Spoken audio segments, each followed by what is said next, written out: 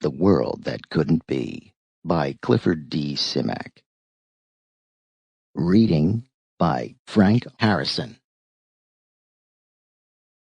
Part 1.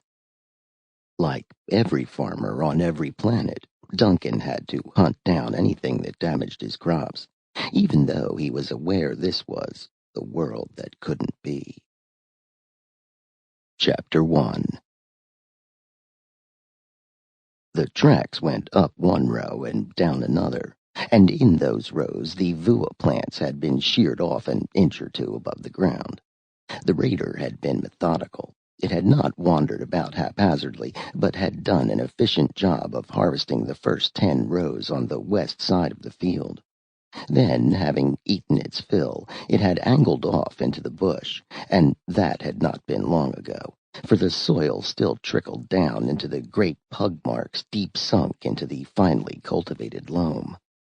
Somewhere a sawmill bird was whirring through a log, and down in one of the thorn-choked ravines a choir of chatterers was clicking through a ghastly morning song.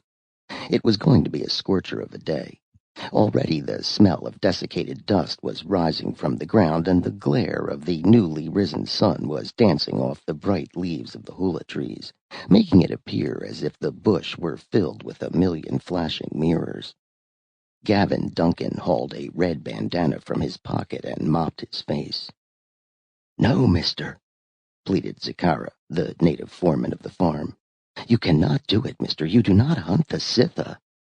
"The hell I don't," said Duncan, but he spoke in English and not the native tongue.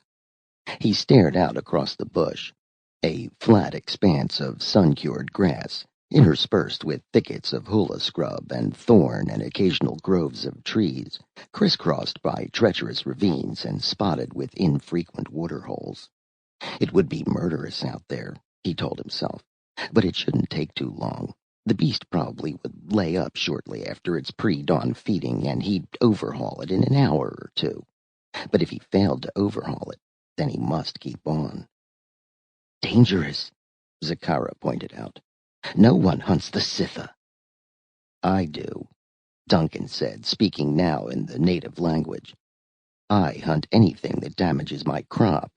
A few nights more of this, and there would be nothing left." Jamming the bandana back into his pocket, he tilted his hat lower across his eyes against the sun.